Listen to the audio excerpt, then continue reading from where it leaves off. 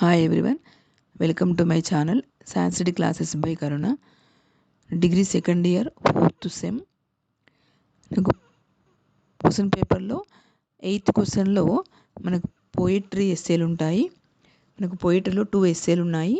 ఈ 2 ఎస్సేలలో మనకు పేపర్లో 2 ఎస్సేలు ఉంటాయి. ఒక ఎస్సే రాస్తే సరిపోతుంది. 15 మార్క్స్. మనకు వివేకానంద విజయం ఆర్ చిత్రపట దర్శనం, ఈ 2 ఎస్సేలు ఉంటాయి. వివేకానంద విజయం ఆర్ చిత్రపట దర్శనం. మనం వివేకానంద విజయం అనే పాఠం చదువుకుందాం. వివేకానంద విజయం ఇది మా నాటకం. ఇది మరి వివేకానంద విజయం అనే పాఠ్యభాగం శ్రీధర భాస్కర వర్ణేకర్ మహోదయునిచే రచించబడిన వివేకానంద విజయం అనే నాటకము నుండి స్వీకరించబడింది. వీరు శ్రీమతి అన్నపూర్ణబాయి, శ్రీ భాస్కర్రావు వర్ణేకర్ అనే దంపతులకు జన్మించడిన. ప్రస్తుతము మనకు అమెరికాలో నగరంలోనికి వివేకానందుడు, స్వామి వివేకానంద మరి ఈ విధంగా ప్రవేశం చేశాడు, అక్కడ ఆయనకు అనుభవమైన విషయాలు ఏంటివి అవన్నీ మనకు పాఠంలో వర్ణించబడింది. ఈ పాఠ్యభాగ సందర్భం ఏంటి? శ్రీ రామకృష్ణ పరమహంస యొక్క ప్రభావంతో మరి కాషాయ వస్త్రములు ధరించి ఆయన గురువారి యొక్క ఆదేశానుసారం తీసుకొని, ఆయన యొక్క ఆశీస్సులు తీసుకొని మరి గురువారి యొక్క మహిమలను చాటుతూ భారతదేశం అంతటా పర్యటించాడు. అలా అమెరికాకు వెళ్ళి చికాగో పట్టణంలో సర్వధర్మ పరిషత్తులో పాల్గొని భారతీయ సనాతన ధర్మమును మరియు గొప్పతనాన్ని ప్రపంచమంతటా తెలియచేయాలనే కోరికతో గురువుగారితో అనుమతి తీసుకొని వివేకానంద స్వామి సముద్రములు దాటి మరి ఆధ్యాత్మిక దీపమును వెలిగించడానికి అమెరికాలోని చికాగో పట్టణము చేరుకుంటాడు. మరి ప్రస్తుత పాఠ్యభాగము చికాగో పట్టణంలో అమెరికాలో ఆయనకు జరిగిన విషయం ఏంటి? మరి అమెరికాకు చేరుకున్న తర్వాత ఆయన మొదట ఉద్యానవనంలోనికి ప్రవేశిస్తాడు. మరి ఆ ఉద్యానవనంలో ఒక అమెరికా యువతి కొంతమంది పిల్లలకు నృత్యం నేర్పిస్తూ ఉంటుంది. మరి కాషాయ వస్త్రం ధరించినటువంటి యొక్క వివేకానంద స్వామిని చూసి పిల్లలు భయపడతారు. మరి ఆ సమయంలో అక్కడ ఉన్న యువకులతో వివేకానంద స్వామి మరియు ఓ మహానుభావులారా, మరి హిందూ దేశమైన భారతదేశం నుండి నేను ఈ విశ్వధర్మ పరిషత్తులో పాల్గొనడానికి వచ్చాను. దయచేసి మీకు ఎవరైనా ఆ కార్యాలయం యొక్క అడ్రస్ తెలిస్తే నాకు చెప్పండి అని అడుగుతాడు.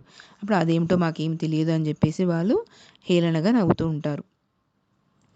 అందులోకి ఆశ్చర్యపోయినటువంటి యొక్క వివేకానంద స్వామి, అయ్యో అమెరికా నుంచి నేను ఇక్కడికి వచ్చాను, అమెరికాకు వచ్చి నేను ఇక్కడ సమావేశంలో పాల్గొని మరి భారతదేశం నుండి నేను వచ్చాను ఇక్కడికి, పరిషత్తు గురించి ఇక్కడ వారికి తెలియకుండా ఉందే, మరి ఇక్కడ వారికి ధర్మమోక్షముల కన్నా అర్ధకామములయందే ఆసక్తి ఎక్కువగా ఉన్నది అని అనుకుంటాడు. వివేకానందుడు తనని చూసినటువంటి యొక్క భయపడుచున్న పిల్లల దగ్గరికి వెళ్తూ ఉంటాడు. పిల్లలు భయంతో తన చేతిలో ఉన్నటువంటి యొక్క పూలమాలను విసిరేస్తారు. అప్పుడు ఆ యొక్క విద్యార్థులతో టీచరు మరి అపూర్వ వేషంలో ఉన్నటువంటి యొక్క ఇతడు సత్పురుషుని వల్ల కనిపిస్తున్నాడు, మీరు పిల్లలు భయపడకండి అని చెప్పేసి వాళ్ళ టీచర్ పిల్లలకు చెప్తుంది. అప్పుడు ఆమెను ఆశ్రయించి వివేకానందుని ఆ యువతి మీరెవరు, మరి మీరు రాక కారణం ఏంటని అడుగుతుంది. అప్పుడు వివేకానంద స్వామి, అమ్మ నేను భగవంతుని యొక్క అవతారంలో ఒకడైన రామకృష్ణ పరమహంస యొక్క దాసుని, ఆయన యొక్క శిష్యుణ్ణి, నా పేరు వివేకానందుడు, నేను విశ్వధర్మ పరిషత్తులో పాల్గొని హిందూ దేశం యొక్క సనాతన ధర్మమును తెలియచేయుటకు ఇక్కడికి వచ్చాను. నేను మరి హిందూ ధర్మ ప్రతినిధిగా వచ్చాను ఇక్కడికి, మరి ఆ పరిషత్తుకు చెందిన వారు ఎవరైనా ఉంటే నాకు చెప్పండి అని అడుగుతాడు. అందులోకి ఆ యువతి అటువైపుగా వచ్చుతున్నటువంటి యొక్క హేల్ మహోదయ్ని చూపిస్తూ ఆమెను అడగండి అని చెప్తుంది. హేల్ మహోదయ్నితో మరి వివేకానందుని యొక్క పరిచయం ఏంటి? అటువైపు నుంచి వచ్చుతున్నటువంటి యొక్క హేల్ వివేకానందుని చూసి, మరి గత రాత్రి స్వప్నంలో నాకు కనిపించినటువంటి యొక్క మహానుభావుడు ఇతడేనేమో అన్నట్టుగా ఉన్నాడు అని చెప్పి తన మనస్సులో ఆనందం కలిగింది.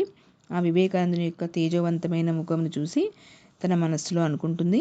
వివేకానందుని యొక్క మరి ఇతను ఎందుకు వచ్చాడని చెప్పేసి ఆ విషయాలన్నీ అడిగి తెలుసుకుంటుంది. అప్పుడు ఆ మహానుభావ, నువ్వు సర్వధర్మ పరిషత్తులో పాల్గొనడానికి వచ్చావా అని అడుగుతుంది. వివేకానంద స్వామి అవును అని చెప్తాడు. మరి భారతీయ సనాతన ధర్మమును వివరించడానికి నేను హిందూ ధర్మ ప్రతినిధిగా మా గురువు గారైనటువంటి యొక్క రామకృష్ణ పరమహంస యొక్క దివ్య ఆదేశంతో ఇక్కడికి వచ్చాను అని చెప్తాడు. అప్పుడు ఆమె, హిందూ ధర్మ సంస్థ నుండి ప్రతినిధిగా ఏదైనా పరిచయ పత్రము తీసుకొచ్చావని అడుగుతుంది. ఇప్పుడు వివేకానందుడు సమాధానంగా, మరి మా దేశంలో హిందూ ధర్మానికి ప్రతినిధి అయిన సంస్థ ఏమీ లేదు, ఇక్కడ ఏమీ లేదు, అక్కడ ఏమీ లేదు, అందువల్ల నేనేమి తీసుకురాలేదని చెప్తాడు. అప్పుడు ఆ హేల్ మరి పరిచయ పత్రం లేకుండా సర్వధర్మ పరిషత్తులో పాల్గొనడానికి అవకాశం లేదు అని చెప్తుంది. వివేకానందుడు, మరి నేను నా గురువుగారి యొక్క ఆశీర్వచనంతో వచ్చాను, ఆయన అనుగ్రహంతో వచ్చాను కాబట్టి నాకు తప్పకుండా ప్రవేశం లభిస్తుంది అని నమ్ముతున్నా నేను అని చెప్తాడు. సంభవితి మే ప్రవేశో గురు కృపయా, నాకు తప్పకుండా గురుగారి యొక్క ఆశీస్సులతో నేను విజయం సాధిస్తానని చెప్పి అంటాడు. అప్పుడు వివేకానందుని హేల్ అమెరికా ప్రయాణం గురించి అడుగుతుంది. మరి శ్రీమతి హేల్కు వివేకానందుడు తన ప్రయాణం గురించి చెప్తూ ఉంటాడు. ఓ మహోదయి, మే నెల చివరి రోజున ముంబై నుండి పెన్సులా అనే ఒక నౌకలో భారతదేశం నుండి బయలుదేరి నేను కొలంబో, మరి పినాంగ్, సింగపూర్, నాగసాకి, కోబే, యాకోహోమ్ వరకు నౌకా ప్రయాణం చేసి వాంకోర్ చేరుకున్నాను.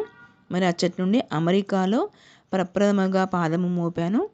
తర్వాత అక్కడి నుంచి 3 రోజులు రైలు ప్రయాణం చేసి చికాగో నగరం చేరుకున్నాను అని చెప్తాడు. మరి నేను చేరుకోగానే ఆ యొక్క మహాసభలు సెప్టెంబర్ నెల నుండి నెల 2వ వారముకు వాయిదా వేయడం జరిగింది. అందుకు నేను చాలా విచారించాను. మరి నా దగ్గర కొద్దిపాటి ధనంతో చికాగో నగరంలో ఉండడం చాలా కష్టమని అనిపించింది. అందుకు నేను మరి నా దగ్గర తక్కువ ఖర్చులు ఉన్నటువంటి యొక్క బోస్టన్ నగరంలో నివసించడానికి బయలుదేరి మరి అదృష్టవశాత్తు నాకు నా యొక్క రైలు ప్రయాణంలో నాకు షానబాన్ అనే యొక్క మహిళతో పరిచయం అయింది. ఆమె యొక్క తన భవనంలో నాకు నివాసం కల్పిస్తానని చెప్పింది. నాకు గుర్తుకొచ్చి ఆమె దగ్గరికి అక్కడికి వెళ్ళాను నేను. ఆ యొక్క షానబాన్ నాకు ఆమె యొక్క భవనంలో నివాసం కల్పించింది.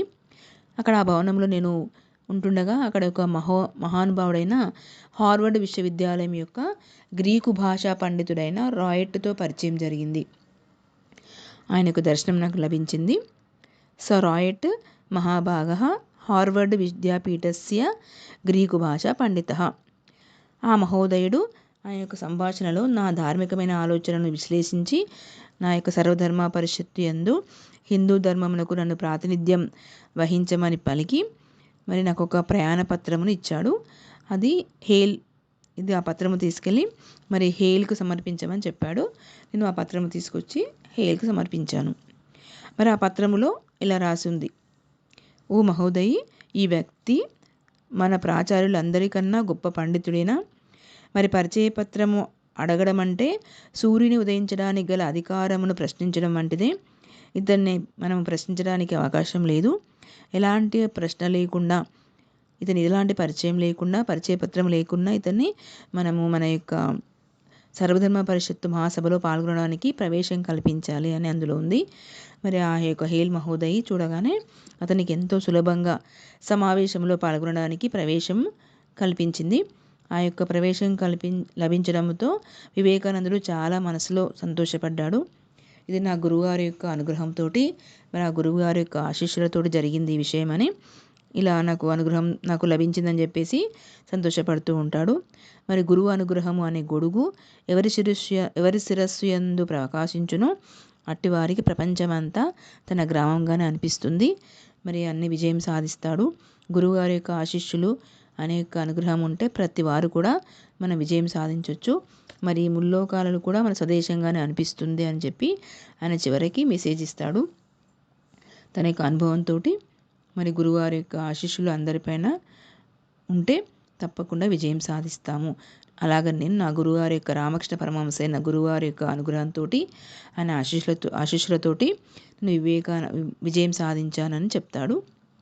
మరి ఈ విధంగా శ్రీధర భాస్కర వర్ణేకర మనకు వివేకానంద విజయం అనే నాటకంలో స్వామి వివేకానంద మరి అమెరికాకి ఎలా వెళ్ళాడు, అక్కడ తన యొక్క ఎలా విజయం సాధించాడు, విశ్వధర్మ మహాసభలో పాల్గొనడానికి అవకాశం ఎలా లభించింది అతనికి, అన్ని విషయాలు మనకు ఈ పాఠంలో వివరిస్తాడు. చివరికి స్వామి వివేకానంద సర్వధర్మ పరిషత్తులో పాల్గొని మరి అక్కడ మన భారతదేశం యొక్క గొప్పతనాన్ని చాటి చెప్పి ఆ సభల్లో పాల్గొని చివరకు విజయం సాధిస్తాడు. ఇది మనకు వివేకానంద విజయం అనే పాఠము. మనం తెలుగులో రాయొచ్చు, ఇంగ్లీష్లో కూడా రాయొచ్చు. వీడియో మీకు నచ్చినట్లయితే లైక్ చేయండి, షేర్ చేయండి, సబ్స్క్రైబ్ చేయండి.